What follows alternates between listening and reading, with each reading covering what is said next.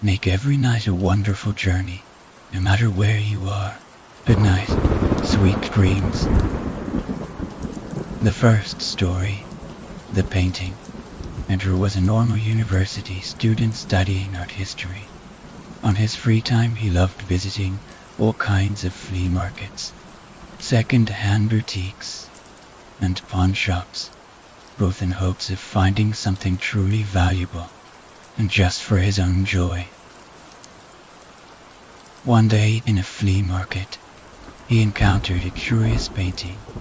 It was a portrait of a family, painted clearly in the Victorian era. The father, an elder man with greying hair, sat in a leather armchair and held a cane, and around him stood the mother around the same age, 2 young men just about old enough to be his sons, and a young girl, maybe 9 or 10 years old. There was something very strange about the portrait, even though it could have been the stern, cruel look of the father, and serious, almost mournful expressions of all the others. Andrew, who felt the burning need to study the picture closer, bought it and took it to his flat. It was clearly painted during the era of realism, and the detail was amazing, though what baffled him was that it had not been signed anywhere. Any painter ought to be proud of such a creation. He studied the picture, first by himself, then by the help of his school books, library books, and the internet. He started to neglect his friends, turning down offers to go out on the weekends, then skipping lectures and ignoring schoolwork. This went on for months.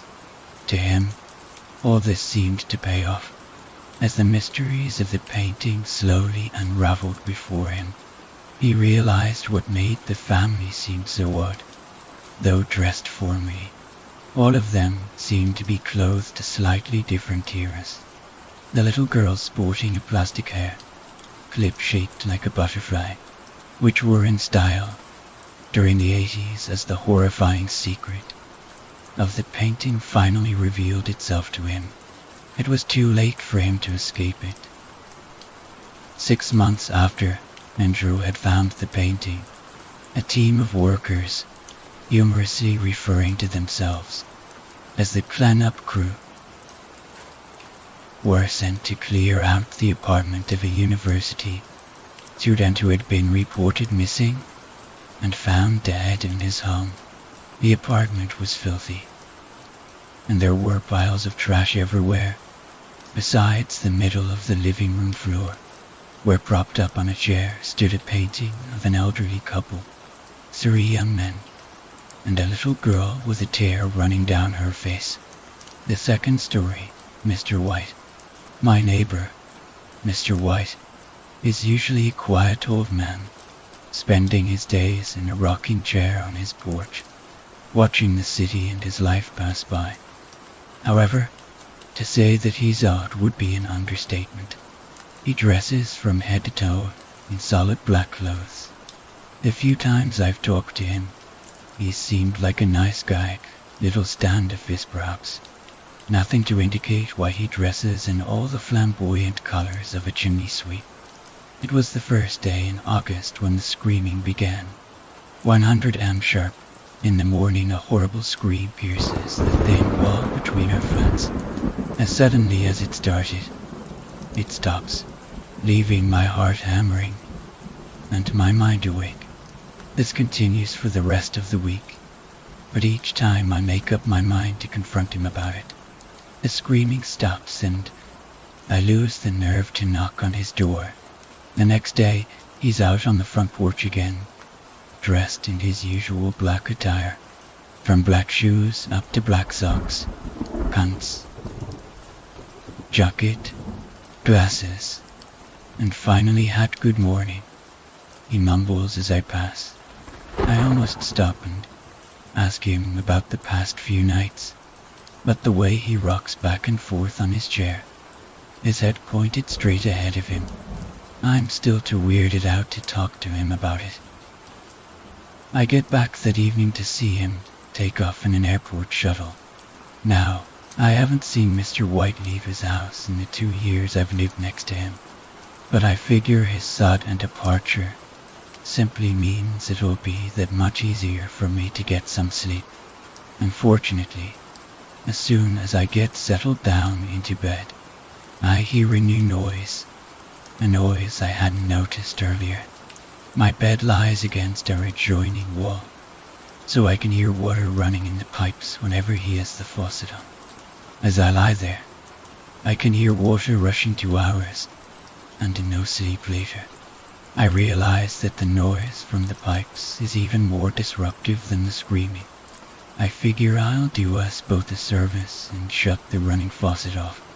So I dress, grab a few supplies, and head over to his door. I've lost my keys enough times to figure out how to jimmy a lock, so I shove a couple of paper clips into the doorknob and wiggle them around a bit. Soon enough I hear that soft click and enter his flat. The place is in shambles, like somebody had been running around knocking everything over. Books and magazines litter the floor and half the furniture has been knocked over and shoved against a wall. I head toward the sound of running water and enter Mr. White's bathroom. Blood everywhere, the walls are covered in blood. The bathtub has blood running down into it, and the edges of the sink have bits of bloody hair and flesh around the edges. I turn off the faucet and then turn myself to get the fuck out of there. And that's when the fucking lights go out. Pop goes the bolts in the bathroom. I flip out and bolt out of there. That's when I make the mistake of looking behind me. From the gloom of the bathroom I see that there's something watching me, its eyes reflecting some unknown light. I don't really remember the next minute, but the next thing I know, I'm standing in my own bathroom, in my own apartment, with my pants heavy with my own piss. Shit, some fucking shiny thing in the bathroom looks like eyeballs and I piss myself. I take a shower and go back to my bedroom to grab some new pants. But as I'm putting them on, I look out the window at this fucking watching me, its eyes aglow in the darkness outside. I scream and almost ruin my second pair, but a moment later they're gone. I call myself a dumbass for falling victim to my own imagination, and go to the living room. Sleep's out of the question, but maybe I can kill my fear with some horrible late-night television. Everything's cool for the first hour and a half. Then a commercial comes on where the background is black. You know how you can see your reflection in the TV when the screen is dark? Well, I see me. I also see the fucking eyes glowing at me from the darkness behind my couch. Frozen to my chair, I watch them watch me, never moving, never blinking. The beast in the shadows has me steady in its gaze. I snap out of it suddenly, doing a half-flip, half-barrel roll away from the couch and onto the floor. Of course, when I look again, they're gone. This shit's too crazy for me. My last bastion of defense lies in my copious alcohol collection. Practically sprinting to the kitchen, I grab a bottle of something strong and fill the glass. Glug, glug, glug, raising the glass over my lips and above my head until it's empty. But there's something else in the bottom of the glass. I see those fucking eyes again. I sand the glass down and catch a glimmer of light as the beast takes off down my dark hallway. Hits 5 minutes later. All the lights in the house are on and I'm decked out in a flashlight and a kitchen knife.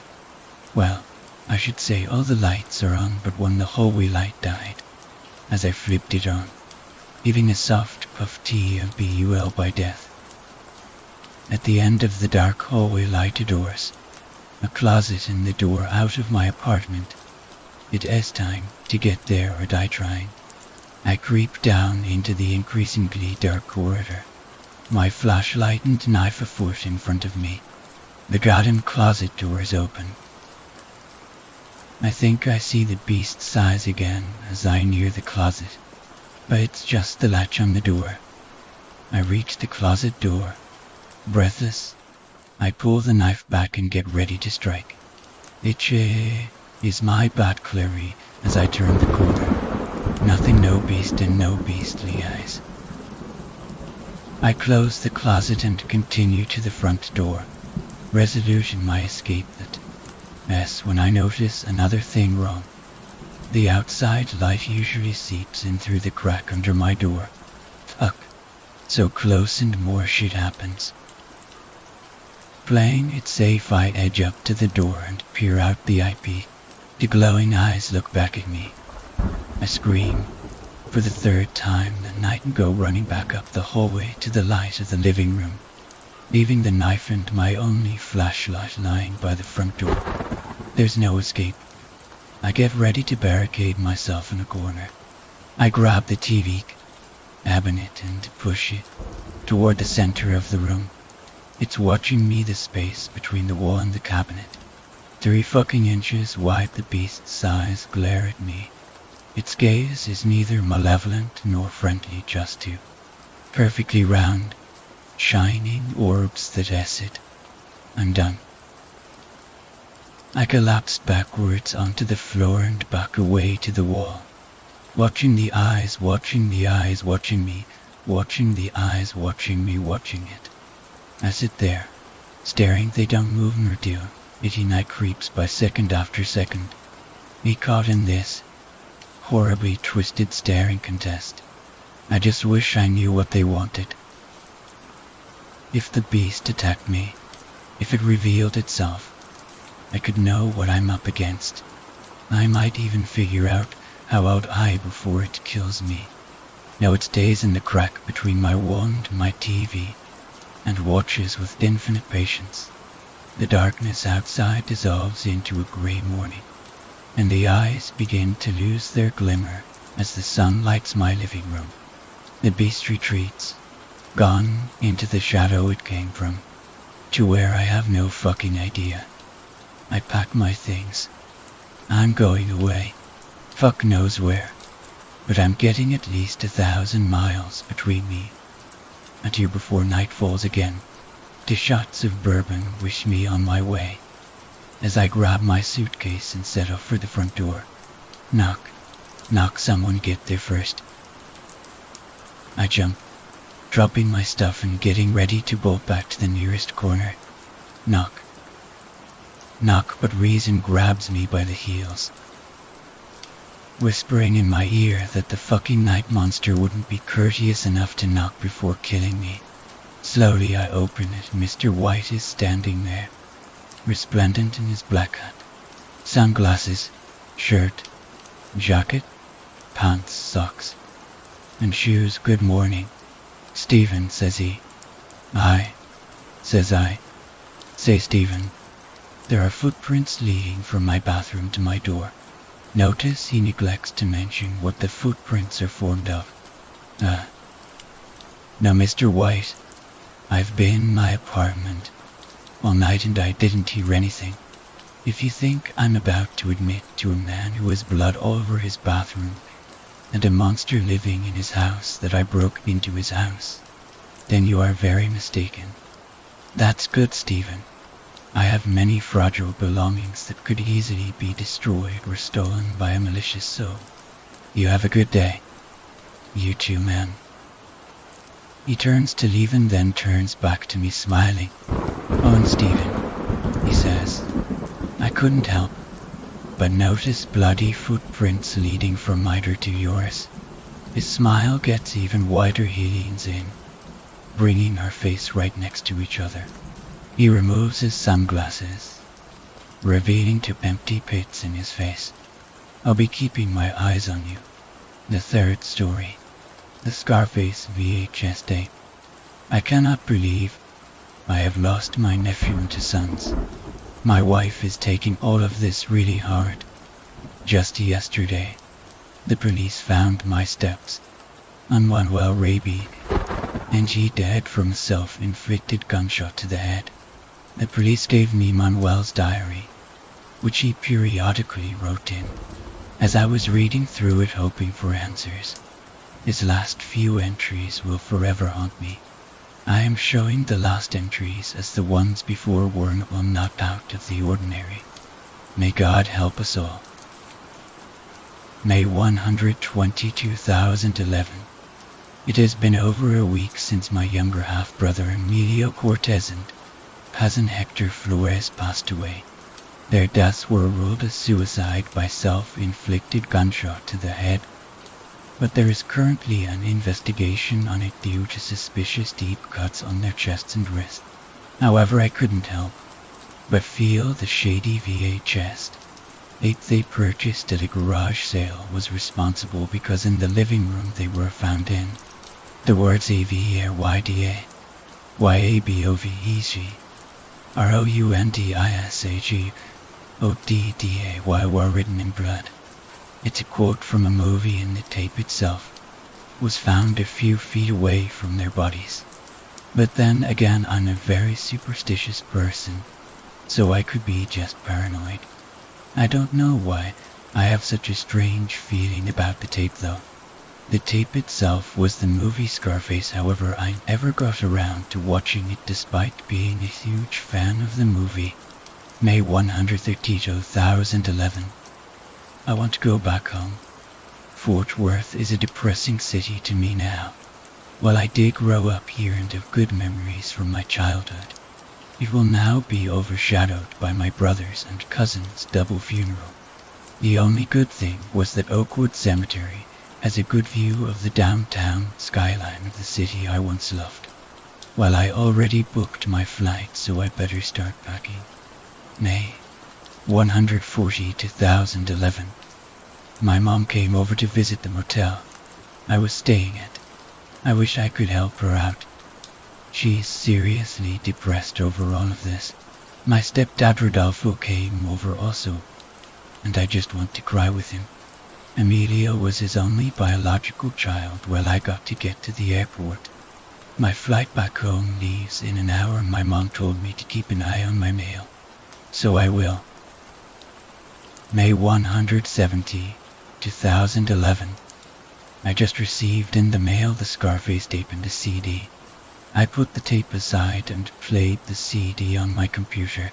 It was a video of Emilio and Hector at what looked like the Polytechnic Heights area of Fort Worth, just goofing off and walking around with 6 of their friends. Their area was confirmed when I saw the abandoned and 1940 SR Poly Theater off on Boulevard. Then they walked into a nearby neighborhood where Hector lived, and soon they started their usual antics. Once they were in the house, I soon started to get teary-eyed as Emilio said into the camera, "And Raby NGA, you should have come with us. Look at what you're missing out on." Then the video stopped. When it played again, it showed everyone watching the tape on TV. I could clearly make out the movie, mostly due to the fact that the camera was facing the TV. At the part where Tony Montana watches Omar say, "You are easy, get executed by hanging from the helicopter," things started to get weird. The film started to distort like all old VHS tapes. And everyone started to say the tape was messed up. Then the video just abruptly stopped. At this point, I started crying as I had realized the video was made 2 days before Hector's and Emilio's suicide. May 190, 2011.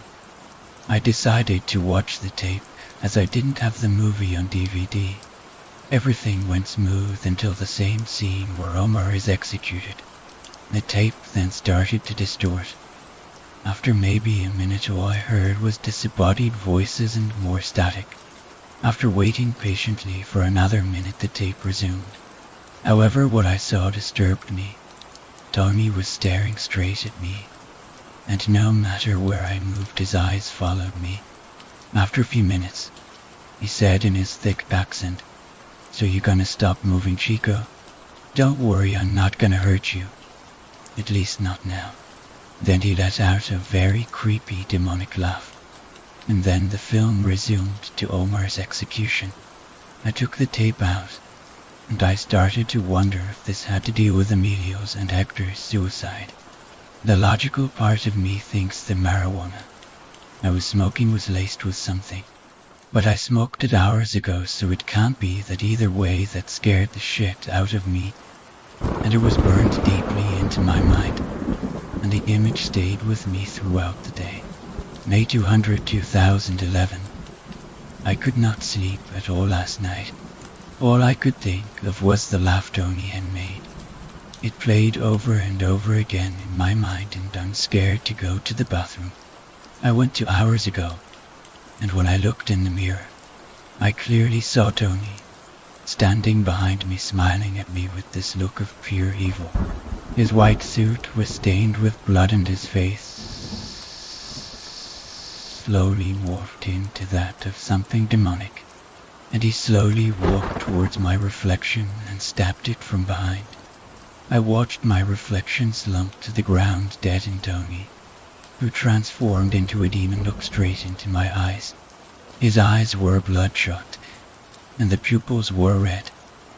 We made eye contact for about a few minutes before pointing at me and saying in a low, booming voice, "Your brother's soul is mine, and he will be next." After he said that, he vanished and my reflection was back. I left my house afterwards, and it's like no matter where I go, I always see Tony in the corner of my eye. I'm gonna go visit my mom. I haven't seen her since the funeral. Hopefully this will get my mind off everything. May 21, 2011. I arrived back in Fitchworth and went to my mom's house. Once again I saw Tony in the mirror. He had a cigar in his mouth and he just kept staring at me. He then made a big toothy grin and vanished. I think I'm losing my mind. I don't know what's real anymore, however I may ignore it. I'm here for my family, not to worry about some demonic fictional character stalking me. I spent the rest of the day talking on the phone to a friend that was on the video with Emilio. Strange to hear that 4 out of 6 of the guys have vanished. He tells me he feels he's being stalked, but after telling him my story, he got extremely scared and started to panic. I could swear I heard a roar in the background, and that's when the call got disconnected. He later called me, sounding normal and apologizing for earlier. He thought he had seen something enter his house. After a few minutes of chatting, we hung up and I went to bed. May 230, 2011. I have had enough of this bullshit. Now I know Tony is stalking me, and I now truly believe 100 that he is what drove my little brother and cousin to brutally kill themselves. I looked into my suitcase and there was the tape. It's like he's mocking me. Like he knows I'm scared. Well, I showed him. I got the tape and I stomped on it and smashed it until it was completely destroyed. Maybe now this will end the nightmare. May 270, 2011. It has been surprisingly normal for days after I hugged my mom and stepdad goodbye. I booked a flight back to LA, and now we'll have to drive back home to Fontana. On the flight, I met a cute woman who sat next to me. Her name is Mara, and it turns out she lives not far from me, so I think I will call her and try to set up a date. Wish me luck. June 50, 2011.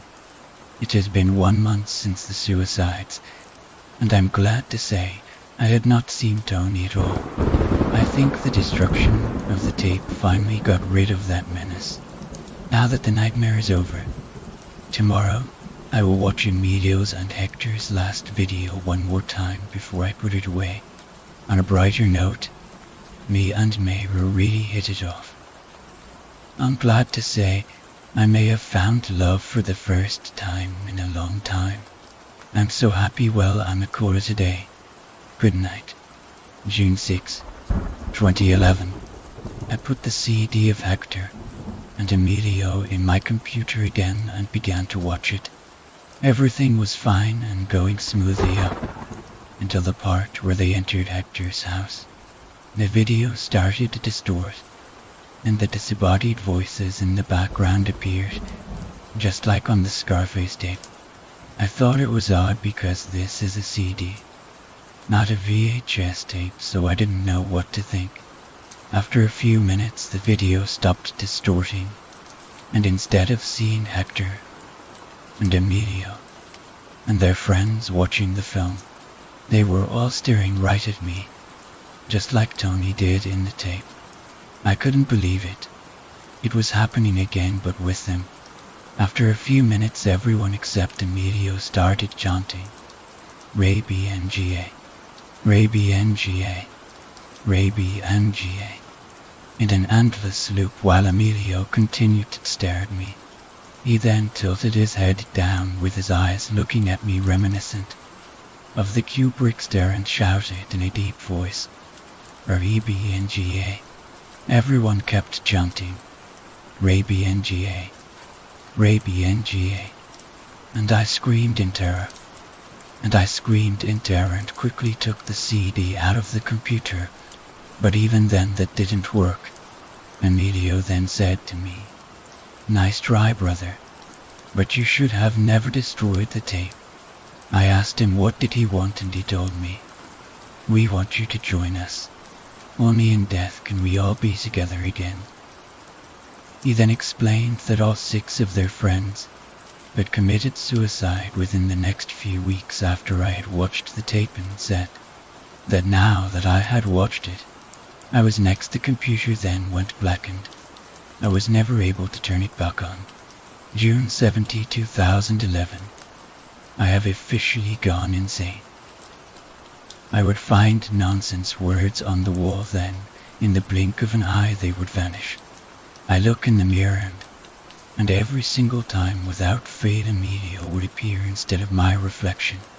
He was covered in blood. His eyes were red and filled with rage, and I would see that spilling from his mouth. Then he would shout, REBENGA, and vanish. Mayra left me because I attacked her when she came over. I just don't understand. When the door opened, I swear on my life, I saw Tony again, and I attacked him with a baseball bat.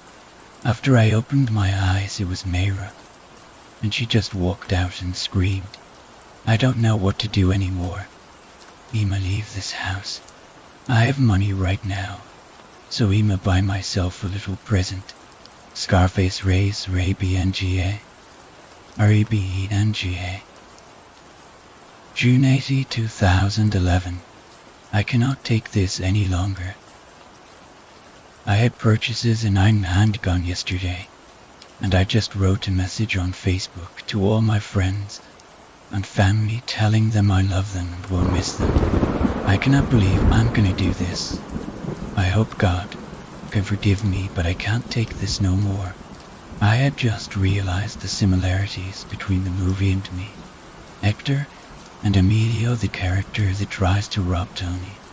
His name was Hector the Toad, and the politician who Tony assassinated in Freedom Town, his name was Emilio Ray BNGA. And shortly before the scene in which he was murdered, the crowd was chanting, Ray BNGA, Ray BNGA, Ray BNGA, just like they did in the video. It was like me and Emilio and Hector were destined to be doomed with this curse. Maybe our 6 friends weren't meant to die by Tony's curse. Maybe they were just at the wrong place at the wrong time. I have to go now. I can hear them now, calling me. I must join them. But before I do that, I must leave a message to whoever finds my body, that their lives and sanity is to not be taken for granted. Now I'm gonna grab this razor and slash my wrist so I can write my last message with my blood on the wall for whoever finds me. Hopefully they will read it and understand. EVERYDAYABOVEGROUNDISAGROODDAY. It's heartbreaking to see a timeline of someone's descent into insanity, especially of the boy who I raised since he was 4. I went over to the house, who had the garage sale that sold the alleged cursed tape, and they told me that they never owned the movie, that it was there from the previous owners of the house. After some research, I learned that the previous owners of the house were involved in the occult and devil worshipping, and now I hear there are similar stories to what happened to my sons and nephew all around the city. The odd part, they are all linked to objects that were sold at that garage sale. After I tried to go to the house again to reveal this information, I discovered the house was burnt down now, with the house gone and the owners nowhere in sight. It seems that my quest for answers will never be completed.